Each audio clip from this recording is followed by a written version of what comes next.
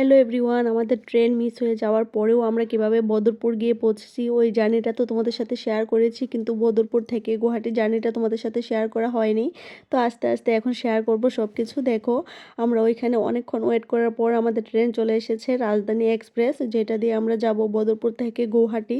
আর আমি যেহেতু সারাদিন কিছু খাইনি, একটা ডিম সিদ্ধ খেয়ে নিয়েছি আর আন্টির সঙ্গে একটু খেলা করছিলাম, কারণ আমরা 3-4 ঘন্টা বসেছিলাম, সময়টা আর কাটছিল না। তারপর যখন ট্রেন এসে পড়েছে আমরা সবাই ট্রেনের মধ্যে উঠে পড়লাম। আর আমি যখন উঠছিলাম তখন পেছন থেকে একটা দিদিভাই বলছিল যে ভালো করে ট্রেনের মধ্যে দৌড়ে উঠতে, কারণ আমি ভিডিও ক্লিপস নিচ্ছিলাম। তারপরে আমরা ট্রেনে বসতে না বসতেই আমাদের ডিনার দিয়ে দিল। আর ডিনারে পিওর ভেজ ছিল, আর আমি আর দিদিভাই নন ভেজ নিয়েছিলাম, কারণ আমাদের ভেজ খাবার ওই দিন ভালো লাগছিল না। কিন্তু নন ভেজ খাবারটা এতটা বাকওয়াস ছিল, কি বলবো তোমাদের, মানে না লবণ না মরিচ। তার থেকে ভেজ খাবারটাই নাকি বেশি ভালো হয়েছে। দাদা আর আমার হাজব্যান্ড খেয়েছে ভেজ, আর আমি আর দিদিভাই খেয়েছি নন ভেজ। দেখো, আর ওইখানে তো মানে দেখো, আমরা গিয়ে পৌঁছেছি তখন, গুয়াহাটি গিয়ে পৌঁছেছি প্রায় 4:30 বেজে গেছে। আর আন্টি ঘুমিয়েছিল, আন্টির ঘুম তো ভাঙছিল না, বাচ্চা মানুষ। আর আমাদের তেমন ঘুম হয়নি, কিন্তু একটু চোখটা লেগেছিল, যার মধ্যে যেই সময় আবার গিয়ে পৌঁছেও গেছি। তারপরে বেশি তো আর ঘুম হয়নি, উঠে আমরা চলে গেলাম। আর এখানে দেখো একটা মানে ফৌজি আঙ্কেল খুব ব্যথা পেয়েছে, যা ওনাকে মানে চেয়ারে করে নিয়ে আসছিল। আর দেখো আমার আন্টি ঘুমিয়ে আছে, আর আন্টি যখন চোখ খুলবে তোমাদের সাথে অবশ্যই শেয়ার করব। তারপর এদিকে আমাদের গাড়িও চলে এসেছে, আর গাড়ির মধ্যে সব কিছু নিয়ে নিয়েছে, নিয়ে আমরা বেরিয়ে পড়লাম। আর আমাদের হোটেল তো বুকিং ছিল একদিনের, কিন্তু আমরা তো দিনের বেলা যেতে পারিনি, যার জন্য রাতে গিয়ে পৌঁছেছি।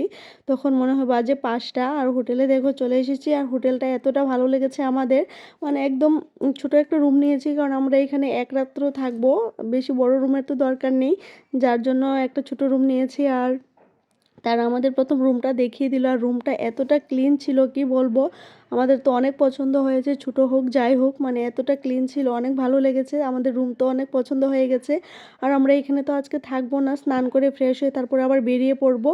এদিকে চেক ইন করে নিল। আর দেখো, মানে আমি একটু বাইরের ভিউটা তোমাদের দেখাচ্ছি, তখন মানে অন্ধকার ছিল, আর হালকা হালকা ঠান্ডা ছিল, ততটা ঠান্ডা ছিল না, বেশ মানে হালকা ঠান্ডা ছিল। তারপরে এদিকে চেক ইন করে আমরা রুমে চলে গেলাম। আর দেখো আন্টির রুমে আন্টির ঘুম ভেঙেছে। আন্টি বলছে যে আন্টি আমার তো খুব ভালো লাগছে, আর আমরা সবাই হাসাহাসি করছিলাম, ও ঘুম থেকে উঠেছে। তারপর আমরা স্নান করে ফ্রেশ হয়ে আবারও বেরিয়ে পড়লাম, বেশিক্ষণ রেস্ট করতে পারিনি, কারণ আমাদের মানে এয়ারপোর্টে যেতে হবে। আর ওইখান থেকে আমার একটা ছোট স্বপ্ন পূরণ হবে, যেটা কিনা আমার হাজব্যান্ড পূরণ করছে। তো থ্যাংক ইউ সো মাচ আমার এই স্বপ্নটা পূরণ করার জন্য। আর এরোপ্লেনে তো উঠেছি, তো এখন আমরা যাব হেলিকপ্টারে এখান গুয়াহাটি থেকে তাওয়াং।